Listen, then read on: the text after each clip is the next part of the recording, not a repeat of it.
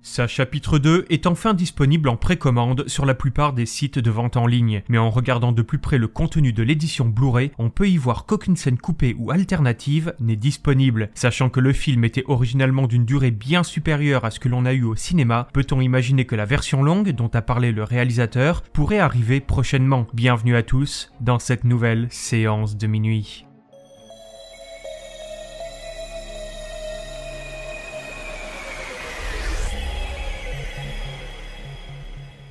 Tous ceux qui ont vu le film au cinéma ont pu remarquer que certaines scènes montrées dans les bandes annonces étaient absentes du film. La scène où l'on voit Pennywise face à Mike dans le bâtiment abandonné faisait partie de celle-ci. Dans cette scène, Mike repart sur les traces de son enfance, là où ses deux parents sont morts dans un incendie. À Derry, tout le monde pense que ses parents étaient des drogués et que son père, dans un excès de folie, a mis le feu à l'appartement. Dans le livre The World of It, on peut lire que dans cette scène, il était prévu que Pennywise montre à Mike le corps calciné d'une jeune fille et que ses parents étaient coupable de sa mort. Après la défaite de Sa, quand Derry est enfin débarrassé de l'emprise de la créature, Mike aurait pu ainsi découvrir la vérité sur ses parents, qui étaient morts en essayant de sauver cette jeune voisine d'un incendie domestique. La vérité aurait refait surface, et ses parents n'étaient pas des drogués ayant perdu la tête, mais de vrais héros. Cette scène aurait pu étoffer le personnage de Mike, qui était un peu laissé en arrière-plan dans ce chapitre 2.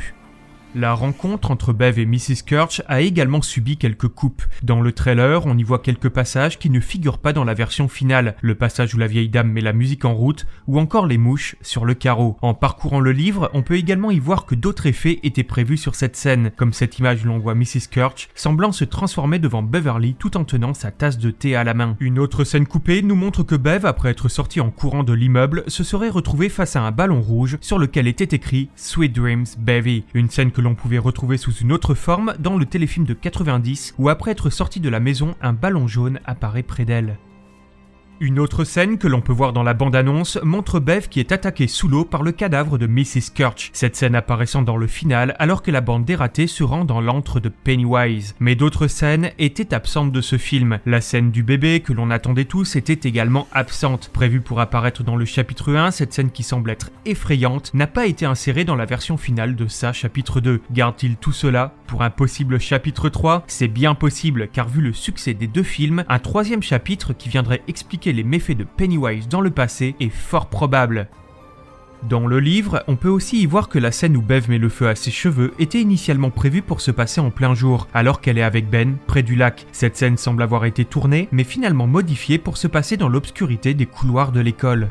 La tortue que tous ceux qui avaient lu le livre attendaient était également absente du chapitre 2, mais le réalisateur a révélé avoir bien tourné une scène où les ratés devenus adultes se baignent dans le lac et se retrouvent nez à nez face à la tortue, ce qui viendrait faire écho à ce passage du premier chapitre où Bill, alors enfant, dit avoir vu l'animal dans le lac.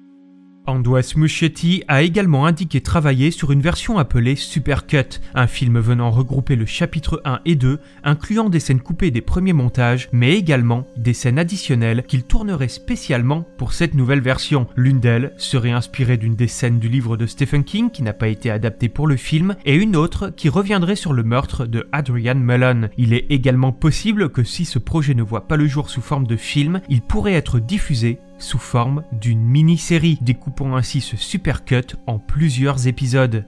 Pour le moment, l'édition Blu-ray du chapitre 2 est prévue pour sortir aux alentours du 10 décembre aux États-Unis. Et les bonus annoncés sont plusieurs documentaires, incluant sûrement un making-of, mais aussi une version commentée du film par le réalisateur, dans lequel celui-ci reviendra sur des anecdotes de tournage, mais aussi sur sa vision de l'histoire et des scènes coupées ou non réalisées. Peut-être en apprendrons-nous plus sur ces étranges dessins que l'on voit dans le livre. En attendant, sachez que le livre The World of It est toujours disponible, je vous mets le lien dans la description si vous souhaitez vous le procurer. Un livre magnifique et passionnant, rempli d'images superbes qui nous font découvrir tout l'envers du décor des deux chapitres en attendant la sortie du film. Alors que pensez-vous de cette idée de Supercut ? Préféreriez-vous le voir sous forme de film ou de série ? En tout cas, moi je vous dis à bientôt pour une prochaine séance de minuit.